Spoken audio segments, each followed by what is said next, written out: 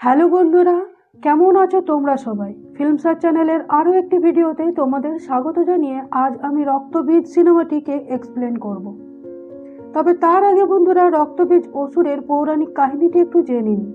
এই রক্তবীজ হলো শুম্ভ নিশুম্ভর সেনাপতি। মহাদেবের বরদান পেয়ে সে এখন মহা শক্তিশালী। মহাদেবের বরদান ছিল তার শরীর থেকে যদি এক ফোঁটাও রক্ত বের হয়, সেখান থেকে আরও একটা রক্তবীজ জন্মাবে। ঠিক এমন সময় দেবী কৌশিকীর সঙ্গে শুম্ভ নিশুম্ভর যুদ্ধ লেগে গেল। দেবী কৌশিকী যতবার রক্তবীজকে আঘাত করছেন, রক্তবীজের শরীর থেকে রক্ত ঝরে পড়ছে আর সেখান থেকে বিলবিল করে রক্তবীজের জন্ম হচ্ছে।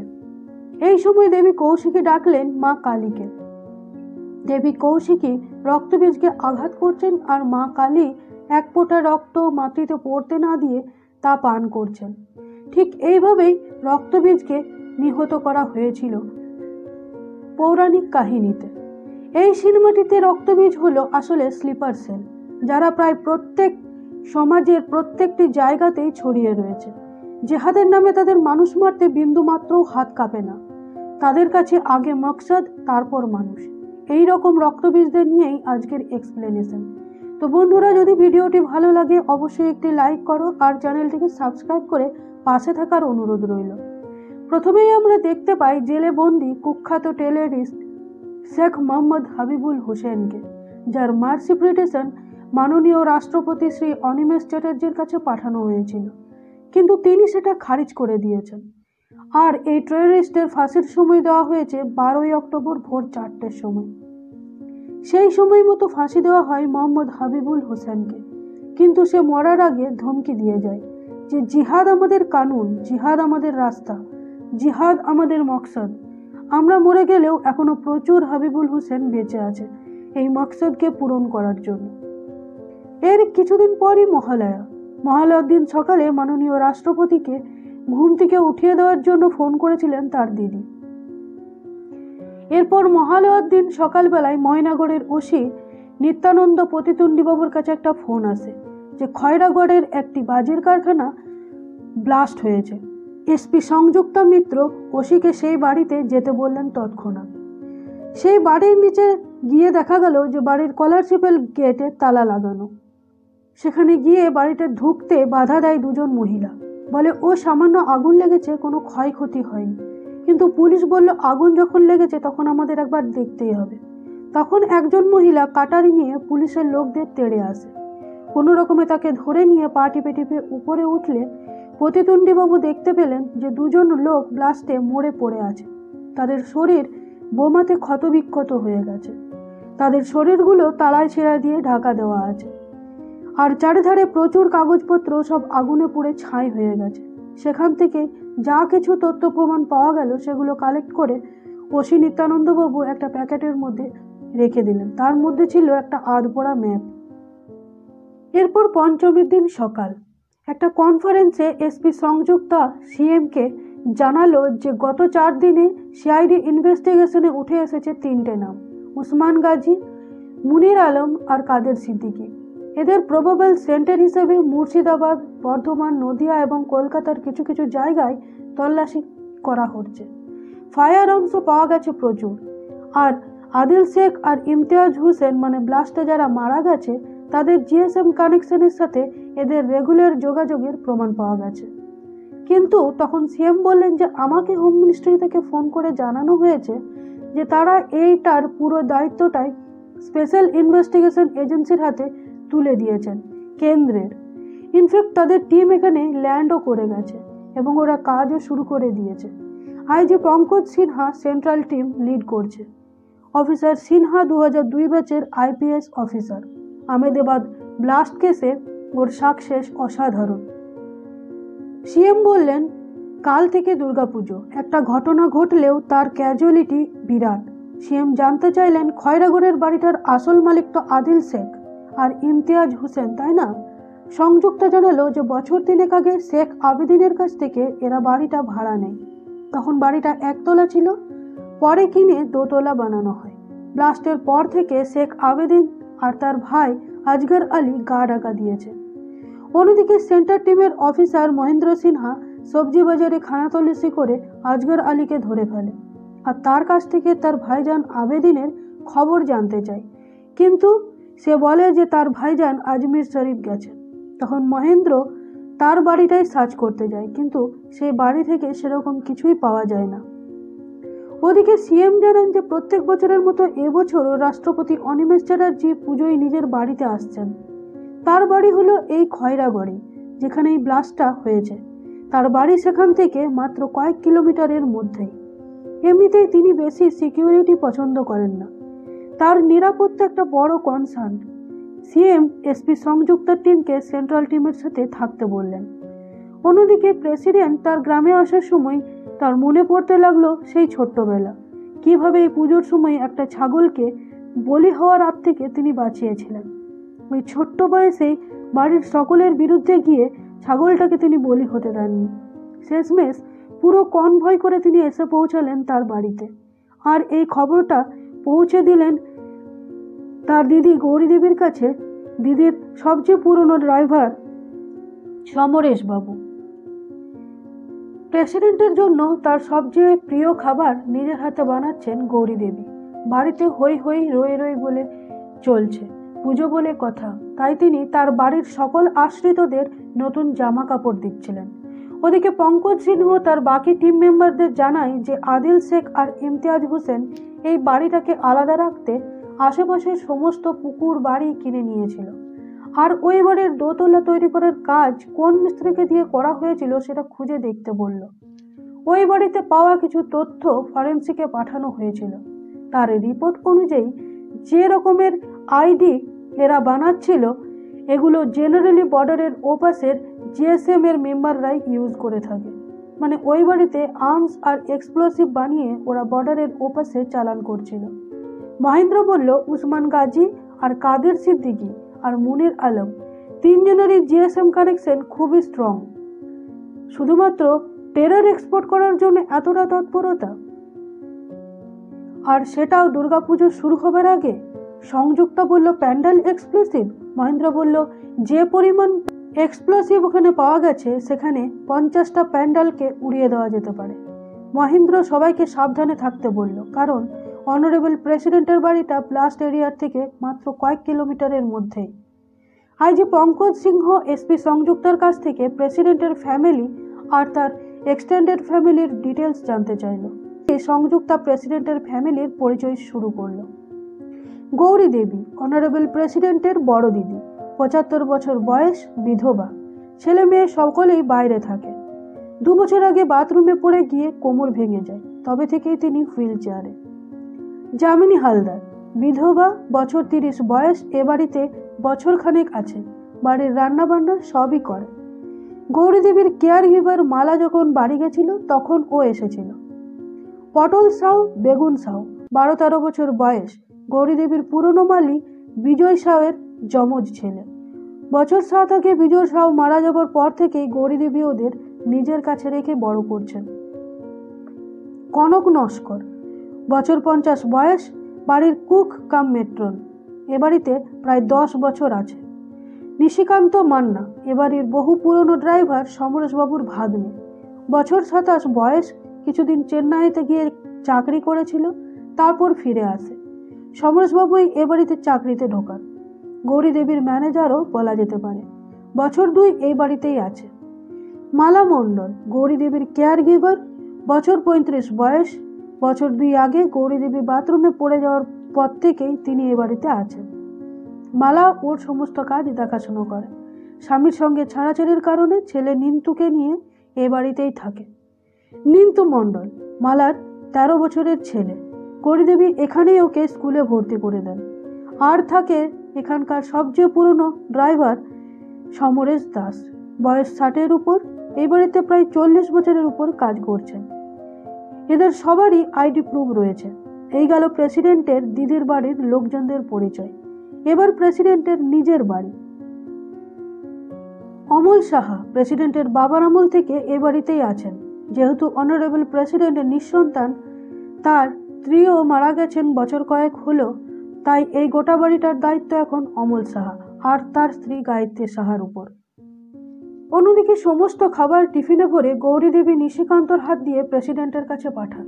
যাবার পথে নিশিকান্ত দেখল নিন্তু পুকুরের ধারে বসে স্লেট পেন্সিলে কিছু একটা আঁকছে। কাছে যেতেই নিন্তু ভয় পেয়ে সেটাকে মুছে ফেলল। এরপর প্রেসিডেন্টের বাড়ির গেটের কাছে এসে পৌঁছালে সিকিউরিটি তাদের ভিতরে ঢুকতে দিল না, বলল আগে মেটাল ডিটেক্টর বসু, তারপর ভিতরে ঢোকা যাবে। অন্যদিকে প্রেস রিপোর্টার ভাস্করবাবু এখানে প্রায়ই আসেন প্রেসিডেন্টের নিউজ কভার করতে। আজ তিনি গৌরীদেবীর সঙ্গে কথাবার্তা বলছেন। ভাস্করবাবু বললেন, যতদূর জানি রাষ্ট্রপতি মঙ্গলবারে নিরামিষ খান আর রোজ একটা করে আপেল খান। আর উনি কি কি খেতে ভালোবাসেন সেটা জানতে চাইলেন ভাস্করবাবু। গৌরীদেবী বললেন, আমার হাতে তৈরি সব রান্নাই ওর খুব পছন্দ, তার মধ্যে মাছ আর পোস্তটা সে খুবই ভালোবাসে। ওদিকে পরিচয় পর্ব শেষ হবার পর আইজি পঙ্কজ সিংহ সকলকে এদের মুখগুলো মনে রাখতে বলল। টিম মেম্বার আসিফের কাছ থেকে ওই বাড়ি থেকে যে দুজন মহিলাকে গ্রেপ্তার করা হয়েছিল, আমিনা আর হুসনা বিবি, তাদের কি আপডেট জানতে চাইল। আসিফ জানালো যে লোকাল পুলিশ কিছুতেই ওদের মুখ খোলাতে পারছে না। তখন আইজি পঙ্কজ সিনহা নিজে গিয়ে প্রথমে আমিনা বিবির কাছ থেকে জানতে চাইল যে কত জায়গায় এক্সপ্লোনেশনের প্ল্যান ছিল ওদের। আমিনা বিবি বলল, ব্লাস্ট যখন হলো তখন আমার স্বামী মৃত্যুশয্যায় মাটিতে পড়ে ছটফট করছিল, ঝলসে গিয়েছিল পুরো শরীর, তখনও আমি ওকে বাঁচাতে যাইনি। আমি শুধু কাগজ পুড়িয়েছি যাতে পুলিশের হাতে কিচ্ছু না পড়ে। সব মোবাইলগুলো আগুন দিয়েছি। স্বামী আমার জেহাদ করতে গিয়ে জান্নাতে গিয়েছে। পঙ্কজ সিনহা বলল, তুমি তো কিছু বলবে না, কোর্ট কিন্তু হুসনার উপর নরম হবে, আর তোমার ফাঁসি না হলেও যাবজ্জীবন তো হবেই। হুসনার বাচ্চাগুলো যা কাঁদছে, ওদের জন্য হুসনা বেশিক্ষণ টর্চার সহ্য করতে পারবে না। তুমি তো মুখ খুলবে না, তাই হুসনার সাথেই কথা বলি। এরপর হুসনাকে সেখানে নিয়ে আসা হয় জেরা করার জন্য। হুসনাকে প্রশ্নগুলো করা হয়, কি প্ল্যান ছিল তোমাদের? হুসনা কিচ্ছু বলে না। আবার জিজ্ঞেস করা হয়, ব্লাস্টের কোথায় প্ল্যান চলছিল তোমাদের? এটা কি হোসেনের ফাঁসির প্রতিশোধ? হুসনা বলল, আমি কিছু জানি না। পঙ্কজবাবু তখন একজন কনস্টেবলকে বলে যায়, যতক্ষণ না মুখ খুলছে ততক্ষণ ওদের বাচ্চাদের কাছে দেবে না, বাচ্চাগুলো কেঁদে গলা শুকিয়ে মরে গেলেও দেবে না। এরপর বাইরে এসে টিমকে উদ্দেশ্য করে বলে, পরিস্থিতি যতই জটিল হোক না কেন, গান is only for safe defence. আমরা আজ রাত থেকে হাইওয়েতে সার্চ অপারেশন চালাবো। সেই রাতেই হাইওয়েতে গাড়ি সার্চ করতে গিয়ে একটি গাড়িতে প্রচুর পরিমাণে এক্সপ্লোসিভ পাওয়া যায়। সেই গাড়িটাতে ছিল আলুর বস্তা ভর্তি, যেটা খয়রাগড়ের দিকেই যাচ্ছিল। ড্রাইভার পুলিশের চোখে ধুলো দিয়ে সেখান থেকে পালিয়ে যায়, আর ওদের হেড মুনির আলমকে ফোন করে বলে, ভাইজান, মিরপুরে পাঠানো তফা পুলিশের হাতে ধরা পড়েছে। মুনির আলম রেগে গিয়ে বলল, ঠিক আছে, এবার তাহলে দশমীর দিনই আতশবাজিটা হবে। এরপর এলো ষষ্ঠীর দিন। প্রেসিডেন্ট নিজের বাড়িতে মায়ের ঘট প্রতিষ্ঠা করলেন, আর তার দিদি গৌরী দেবীর বাড়িতে তো প্রচুর রান্নাবান্না, খাওয়া দাওয়ার আয়োজন চলছে। এরপর সকলকে খাবার পরিবেশন করার সময় নিশিকান্ত জামিনের কাছ থেকে একটু সবজি চাইলে সেই নিয়ে গৌরী দেবী সকলকে নিয়ে হাসাহাসি করলো নিশির জন্য মেয়ে দেখার কথা বলে। নিশি আসলে জামিনীকে ভালোবাসে। জামিনীর মনেও নিশিকান্তর উপর প্রচুর দুর্বলতা জন্মেছে। অনেক স্বপ্ন দেখতে শুরু করেছে তারা। যাই হোক, এরপর সমরেশবাবু মায়ার কাছে আর একটা বেগুনি চাইলে বাকি সকলকেও আরেকবার বেগুনি দেওয়া হয়। সেই সময়তে মায়া দেখলো যে তার ফোনটা নিশিকান্তর বুক পকেটে রয়েছে। মায়া বলল, আমার ফোনটা না? নিশিকান্ত বলল, হ্যাঁ, এটা পড়েছিল, লোকজন ঘোরাফেরা করছিল তাই তুলে রেখেছিলাম। হঠাৎ করে নিশিকান্তের পাশে বসে থাকা মালার ছেলে নিন্তুকে একটা চড় মেরে সেখান থেকে চলে গেল মালা। বলল, ফোনটা বন্ধ না করলে বন্ধ হয় কি করে? এরপর নিশিকান্ত জামিনী, অমরেশবাবু আর গৌরী দেবীকে নিয়ে ও বাড়িতে যান মায়ের পুজো দেখবার জন্য। দিদিকে দেখে অনারেবল প্রেসিডেন্টের সেই ছোট্টবেলার কথাগুলো মনে পড়ে যায়। কেমন করে দিদির সাথে এই দালানে পুষ্পাঞ্জলি দিতেন তিনি। খুব ভালো চণ্ডীপাঠ করেন আমাদের অনারেবল প্রেসিডেন্ট। অন্যদিকে রিপোর্টার ভাস্করবাবু ওসির পিছন পিছন ঘুরছে, কেননা ওসি সব ইনফরমেশনগুলো ওকে দেয়। কিন্তু এই কেসটার ব্যাপারে কোনো রকম ইনফরমেশন যাতে লিক না হয় তার কড়া নিষেধ আছে। অন্যদিকে পুজোর মণ্ডপে রয়েছে সকলে, আর সকলের সাথে রয়েছে আইজি পঙ্কজ সিংহ। সেই সময় তার একটা ফোন আসে, জানতে পারে যে সেই ট্রাক ড্রাইভার খোঁজ পাওয়া গেছে। অমনি সেখান থেকে বেরিয়ে পড়ে আইজি পঙ্কজ সিনহা। আবার সেই সবজি মার্কেটের কাছে একটা বাড়িতে তল্লাশি চালায়। পালাতে গিয়েও ধরা পড়ে যায় সেই ড্রাইভারটি। পঙ্কজ সিংহ জিজ্ঞেস করে এক্সপ্লোজিভ কোথায় যাচ্ছিল। প্রচুর টর্চার করার পর ড্রাইভার বলল মিরপুর। আসছিল কোথা থেকে? লোকটি বলল মাকতাবা। পঙ্কজ সিংহ অবাক হয়ে বলল মাকতাবা? কে চালাতো মাকতাবা? কোথায় চালাতো মাকতাবা? লোকটি বলল জানে না, আমি শুধু গাড়ি চালাতাম, ওরা পয়সা দিত। এরপর মোবাইলে কতগুলো ফটো দেখায় পঙ্কজ সিনহা। লোকটি বলে না, আমি এদের কাউকেই চিনি না। তখন সংযুক্তা তার মোবাইলে থানায় বন্দি ওই দুই মহিলার ফটো দেখায়। সেগুলো চিনতে পারে লোকটি বলে আমি এদের মাকতাবাই দেখেছি। মাকতাবায় ট্রেনিং হতো। ওরা 3 জন মেয়ে ছিল, আমিনা বিবি, হুসনা বিবি আর 3 নম্বর মেয়েটির নাম হলো রাবেয়া। রাবেয়া নিখোঁজ। এরকম দেখতে রাবেয়া জিজ্ঞেস করতে যাচ্ছিল, ঠিক সেই সময় লোকটিকে বাইরে থেকে গুলি করে মেরে ফেলা হলো। বাইরের সবজি বাজারে তন্ন করে খুঁজেও কাউকে দেখতে পাওয়া গেল না। ওদিকে প্রেসিডেন্টের দিদি তার দিকে এক দৃষ্টিতে তাকিয়ে থাকলে প্রেসিডেন্ট জিজ্ঞেস করলেন কি দেখছিস? গৌরী দেবী বললেন আমি দেখছি এই পুলু কি সেই পুলু যে একটা ছাগলের জন্য গোটা পরিবারের বিরুদ্ধে চলে গিয়েছিল, আর আজ সে একটা কলমের খোঁচায় মানুষের প্রাণ নিয়ে নেয়। ক্ষমার ভিক্ষার কান্না তার কাছে পৌঁছায়ই না। প্রেসিডেন্ট অনিমেষবাবু বললেন আমি জানতাম তুই এই প্রশ্নটাই করবি। মার্সি পিটিশন খারিজ করার সময় তোর মুখটাই আমার মনে পড়েছিল। গৌরীদেবী বললেন ক্ষমা কি করা যেত না রে? তুই তো ক্ষমায় বিশ্বাস করতিস পুলু। শ্রীকৃষ্ণের সে বাণী তোর কত প্রিয় ছিল না? তখন প্রেসিডেন্ট বললেন দিদি সত্যি করে বলতো শ্রীকৃষ্ণ কি নিজেই সকলকে ক্ষমা করতে পেরেছিলেন? শ্রীকৃষ্ণ পেরেছিলেন কি ধৃতরাষ্ট্রকে ক্ষমা করতে পেরেছিলেন দুর্যোধনকে ক্ষমা? তিনি কেন পক্ষ নিলেন সেদিন? কেন প্রয়োজনে অন্যায়ের বিরুদ্ধে যুদ্ধ করালেন? প্রেসিডেন্ট বললেন কখনো কখনো অস্ত্র ধরতে হয়। যুদ্ধ যখন ন্যায় অন্যায়ের, তখন ক্ষমা পরম ধর্ম থাকে না দিদি। ওই লোকটা শহরের রাজপথ দিয়ে হেঁটে গিয়েছিল অসংখ্য মানুষকে গুলিতে ঝাঁঝরা করতে। যে পরিবারগুলো ওই লোকটার জন্য তছনছ হয়ে গেল, তাদের সামনে দাঁড়িয়ে কি তুই বলতে পারবি ক্ষমা করে দাও? গৌরীদেবী বললেন গুলিয়ে যাচ্ছে সবকিছু, ঠিক ভুল ভালো মন্দ ন্যায় অন্যায় সবকিছুই গুলিয়ে যাচ্ছে। এরপর আমরা দেখতে পেলাম গৌরীদেবীর বাড়িতে রাত্রেবেলা অন্ধকারে সারা শরীর চাদর দিয়ে মোড়া একটি লোককে, যে একটা কোড নম্বরের বিনিময়ে দরজা খুলে কিছু একটা দেওয়া নেওয়া করলো। পরক্ষণেই আমরা দেখলাম নিশিকান্ত চুপি ঢুকলো যামিনীর ঘরে, আর সেটা জানলা খুলে দেখলো কনক। এরপর সপ্তমীর দিন সকাল, প্রেসিডেন্টের বাড়িতে মায়ের নবপত্রিকার পুজো করা হচ্ছে। আর সেদিনই সকাল থেকে গৌরীদেবীর শরীরটা খুব একটা ভালো যাচ্ছিল না, তাই ও বাড়ি যেতে পারেননি তিনি। এরপর আবার ফিরে আসি পুলিশ স্টেশনে, যেখানে আইজি পঙ্কজ সিংহ আবার জেরা করছে হুসনা বিবিকে। বাচ্চাগুলো এখনো পর্যন্ত কেঁদেই চলেছে।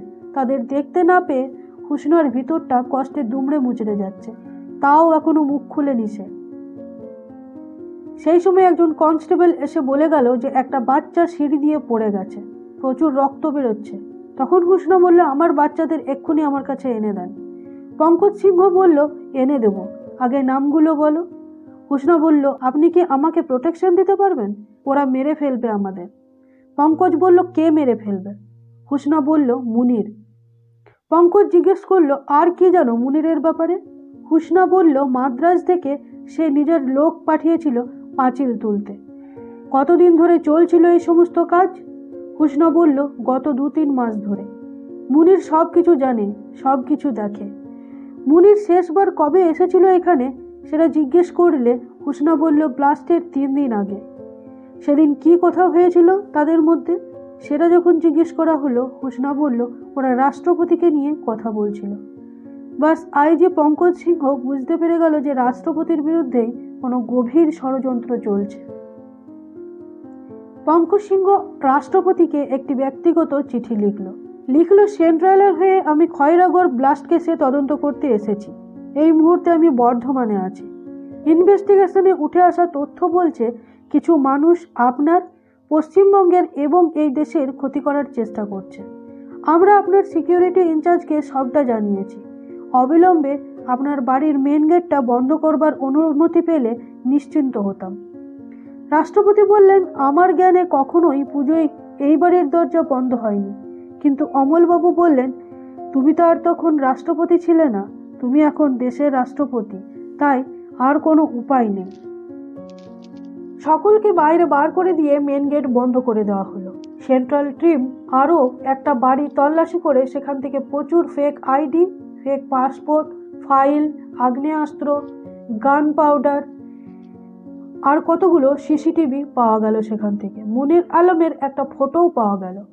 একজন গ্রাফিক আর্টিস্টকে দিয়ে মুনির আলমের মুখটা চিহ্নিত করা হলো। এই মুনির আলম হলো মেন সাসপেক্ট, টেররিস্ট গ্রুপের অ্যাক্টিভ মেম্বার, এক্সপ্লোসিভ এক্সপার্ট। 2008 সালে একবার পুলিশের হাতে ধরাও পড়েছিল, কিন্তু জামিন পাওয়ার পর থেকেই ফেরার। বাংলাদেশের জঙ্গি দমন শাখা জানিয়েছে এরকম বেপাত্তা আরও 41 জন মুনিরের নাম ওদের খাতায় আছে। এদের মেন কাজ হলো জিহাদের নামে বাচ্চাদের উস্কানি দেওয়া এবং তাদের স্লিপার সেলের অন্তর্ভুক্ত করা। আমরা যেরকম ওদের উপর নজর রাখছি, ওরাও সেরকম আমাদের উপর নজর রেখেছে। ওর সাথে একজন মহিলা অ্যাকমপ্লিসও আছে। মুনিরের ছবি পাঠিয়ে দেওয়ায় জায়গায় জায়গায় বর্ডারে চেকপোস্ট বসাতে বলল পঙ্কজ সিংহ। হঠাৎ করে আইজি পঙ্কজ সিংহ এসপি সংযুক্তাকে জিজ্ঞেস করলো, ব্লাস্ট হওয়ার বাড়িটা তুলতে কোথা থেকে মিস্ত্রি এসেছিল তখন? সংযুক্তা বলল, ম্যাড্রাস থেকে। পঙ্কজ সিংহ বলে, এই কেসে ম্যাড্রাসে থাকা আরও একজনের সঙ্গে কানেকশন আছে, নিশিকান্ত। সেও কয়েক বছর ওখানে থেকেছে। এরপর নিশিকান্তকে জেরা করার জন্য পুলিশ স্টেশনে নিয়ে যাওয়া হয়। জেরা করার সময় নিশিকান্ত বলল, ম্যাড্রাসে আদিয়া জুট মিলে ও চাকরি করত। সেটা ছিল জওহরলাল নেহেরু রোড, চামুণ্ডেশ্বরী নগর, আর তার মালিকের নাম আদিত্য মোদালিয়ার। এখনকার মোবাইলে ওখানকার কোনো ফোন নাম্বার নেই, আগেরটাতে ছিল। বছর 2 আগে মিলে আগুন লেগে যায়, তারপর থেকে আর মিল খোলেনি।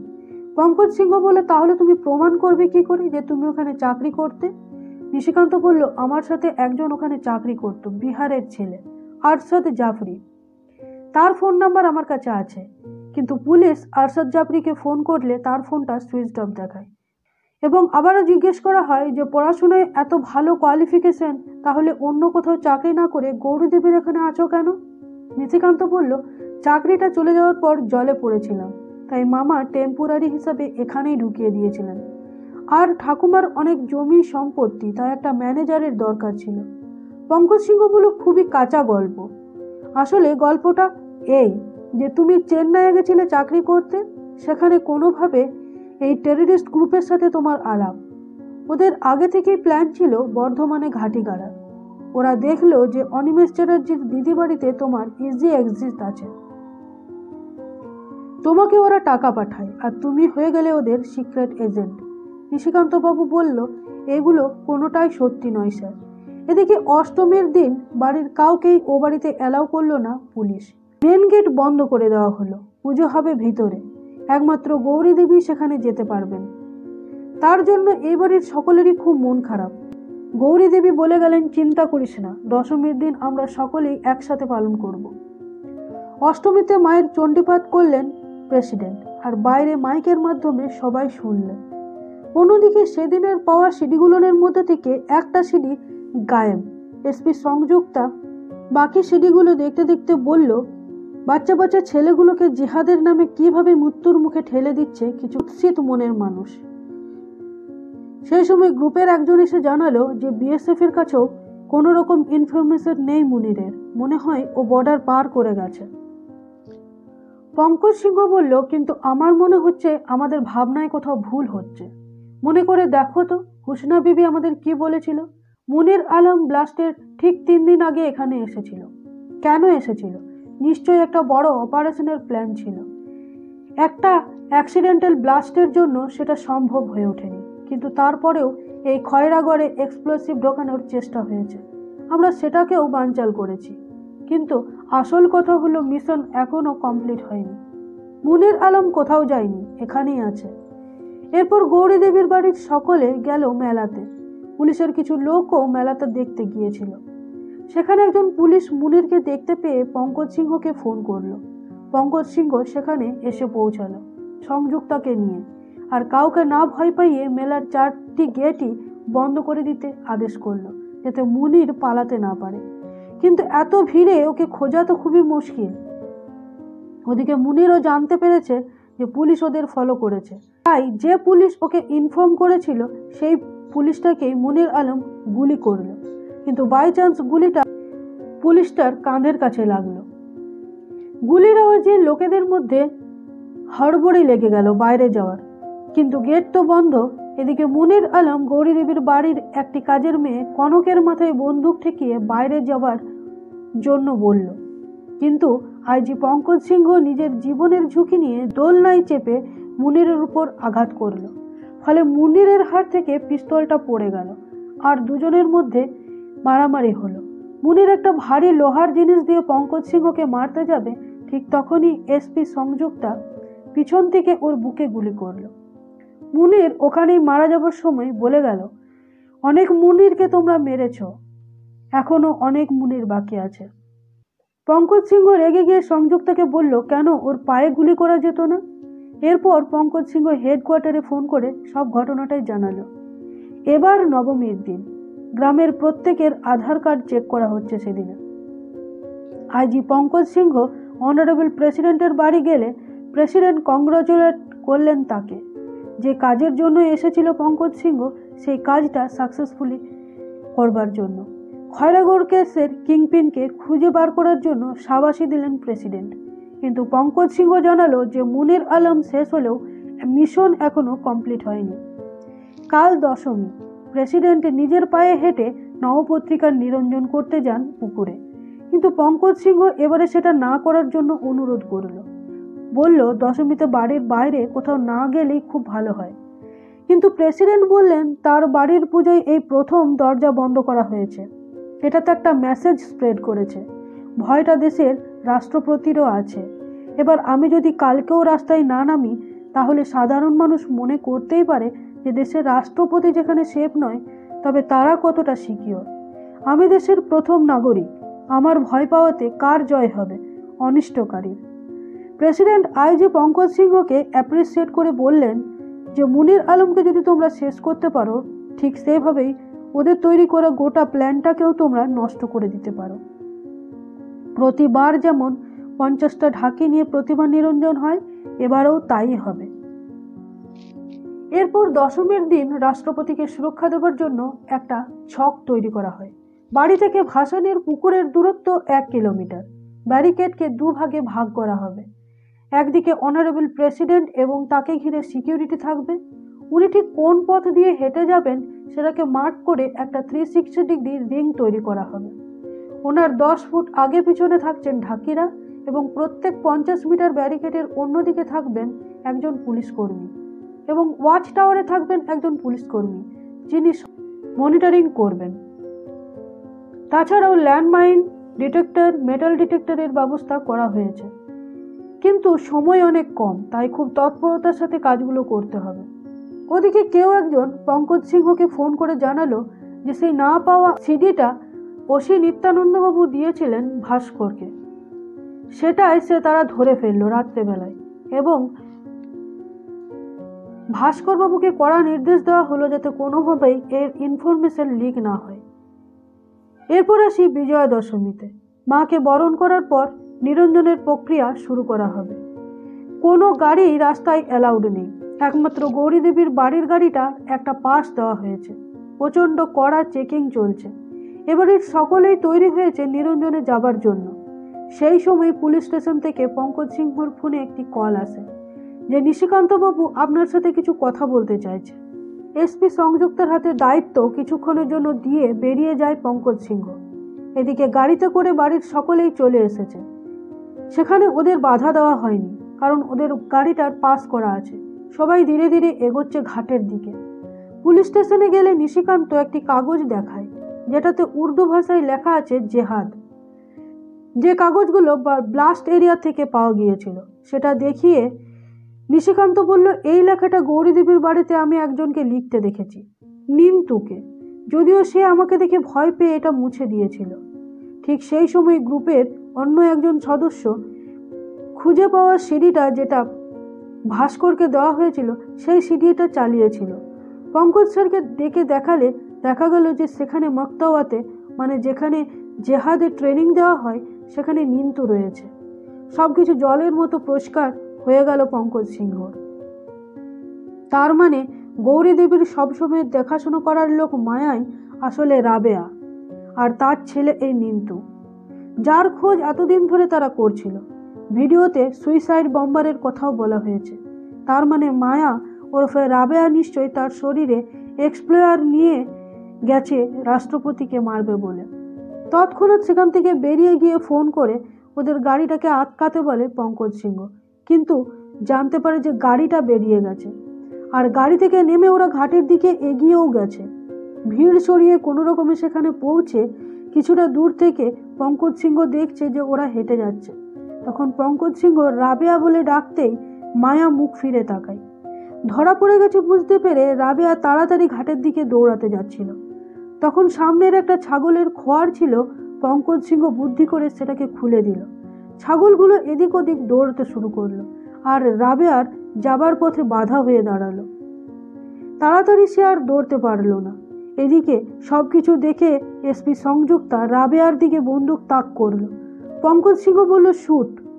সঙ্গে সঙ্গে রাবেয়ার মাথায় গুলি করা হলো। পঙ্কজ সিংহ কাছে গিয়ে রাবেয়াকে ধরে ফেলল, কেননা তার শরীরে বাধা আছে এক্সপ্লোসিভ। মাটিতে পড়লে চাপে পড়ে সেটা ব্লাস্ট হয়ে যেতে পারে। এভাবেই নিজের জীবনের ঝুঁকি নিয়ে পঙ্কজ সিংহ অনারেবল প্রেসিডেন্টের প্রাণ বাঁচায়। এরপর প্রেস মিডিয়ায় এসপি সংযুক্তাকে এই কেসের সমস্ত ক্রেডিট দিয়ে আইজি পঙ্কজ সিংহ চলে যায় দিল্লিতে। সেখানে গিয়ে সে জানায় যে অনারেবল প্রেসিডেন্ট গ্রামে ফেরার আগে থেকেই এই টেররিস্টরা বাংলায় রক্তবীজের মতো ছড়িয়ে পড়েছিল। বর্ধমানে ঘাঁটি গড়ার সহজ উপায় হিসেবে তারা বেছে নিয়েছিল এই বাড়িটা, যেখানে ক্ষমতাবানেরা এখনো ক্ষমায় বিশ্বাসী। নিন্তু এখন দিল্লিতে। জুভেনাইল জাস্টিস বোর্ড ওর কেসটা খতিয়ে দেখছে। এনকোয়ারি কিন্তু এখনো শেষ হয়নি। আবেদিনের কর্পূরের মতো উবে যাওয়া, মাক্তাবা থেকে মুনিরের ছবি পাওয়া, মালার ঠিক 2 বছর আগেই গৌরী দেবীর বাড়িতে আসা, কে এনেছিল মালাকে, মন বলছে খুব তাড়াতাড়ি আবার বর্ধমানে ফিরতে হবে। অন্যদিকে আমরা দেখতে পাই নিশিকান্ত বিয়ে করেছে যামিনীকে। প্রেসিডেন্ট একটা পার্সোনাল চিঠি লিখে কংগ্রাচুলেট করলেন পঙ্কজ সিংহকে। তো বন্ধুরা, আজকের ভিডিওটি এই পর্যন্তই। যদি এক্সপ্লেনেশনটি ভালো লেগে থাকে অবশ্যই কমেন্ট করে জানিও। ধন্যবাদ।